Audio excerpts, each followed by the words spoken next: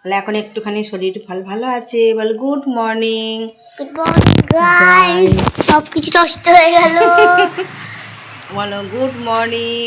Good morning. বল আমার এখন শরীর ভালো আছে। আমার শরীর এখন ভালো আছে। বল দিদিও এখন ঠিক আছে, একটু দিদিও সুস্থ এখন আছে।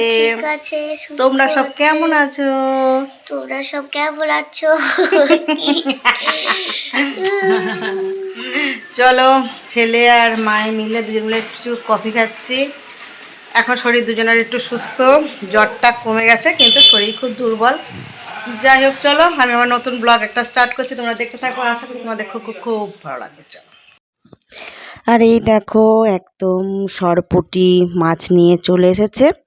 তা চলো মাছগুলো এখন কাটাকুটি করতে হবে, রান্নাবান্না করতে হবে।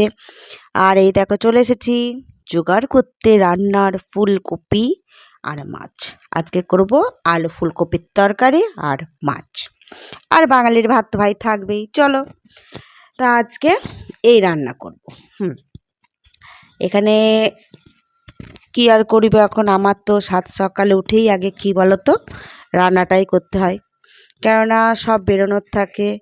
ছেলে মেয়ে স্কুলে যাবে, হাজব্যান্ড স্কুলে যাবে, তার জন্য সকালবেলা উঠে আগে রান্নাটাই আমাকে আসতে হয় বেশি। মানে উঠোনটা ঝাড় দিয়েই আমি আগে রান্নায় চলে আসি। আর এখানে মেয়ে আজ স্কুলে যাবে না, তার জন্য ছেলেটার স্কুলের পরীক্ষা চলছে, মেয়েটার স্কুলের পরীক্ষা, তার জন্য বন্ধ আছে। আর ওই দেখো মেয়ে উঠে এখন পড়তে চলে গেল, আর এখন আমার নাইটি পরে, মেয়ে বড় হয়ে গেছে বুঝলে। যাই হোক চলো আর কিছুক্ষণ দেখো রান্নাবান্না করছি, আর একদিকে কিছুটা বাসন আছে, ভাবছি টুকটুক করে বাসন কাটা ধুয়ে নিই। মানে এদিকে রান্না করছি ওদিকে পড়ছে, বুঝতেই পারছো। সকালে কিন্তু একচোট বাসন মাজা হয়ে গেছে।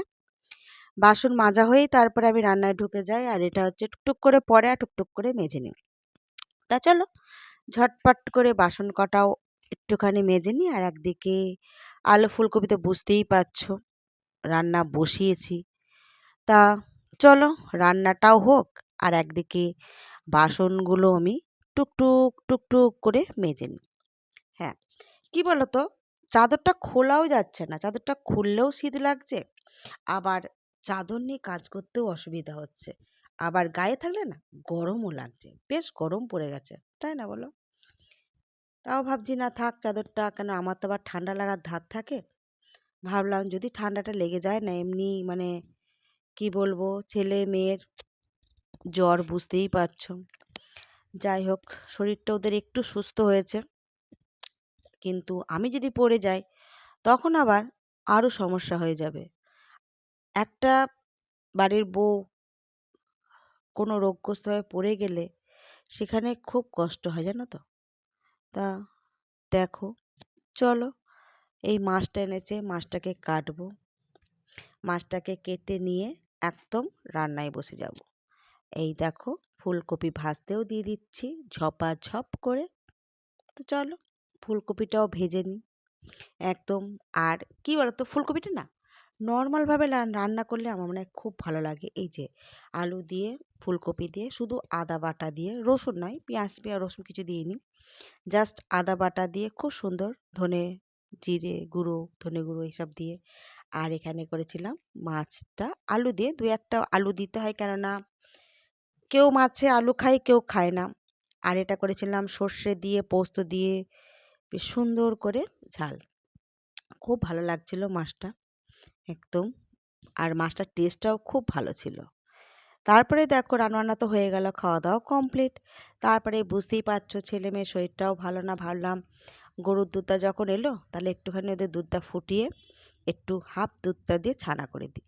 ছানার জল আমার অলরেডি ছিল, আগে ফার্স্ট আমার ছানার জল ছিল না, তার লেবু দিয়ে আমি কেটে নিয়েছিলাম, কেটে নিয়ে সেই ছানার জলটা করতে করতে আমি ছানার জলটা রেখে দিয়েছি বোতল করে। সেই ছানার জলটা দিয়েই এখন আমি মানে যখনই ছানাটা কাটি কেটে নিই। কিন্তু দেখো দুধে এতটাই জল দেয়, কতটুকু ছানাটা হলো, কতটা দুধটা করলাম আর কতটুকু ছানা হলো। যাই হোক যেটুকুই হয়েছে। আর এই ছানার জলটা আমি আবার রেখে দেবো, দিয়ে দেখো ওরা তো যাক ছেলে মেয়ে দুটোকে দিলাম।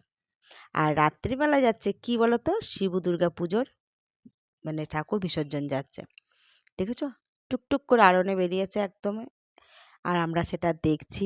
চলো মা দুর্গার এখন শ্বশুরবাড়ি যাক, আমরাও আমরা শ্বশুরবাড়িতেই আছি, রান্না বান্না করছি, আর কি করব বলো। তো চলো আজকের মতো এখানেই tata bye bye, good night.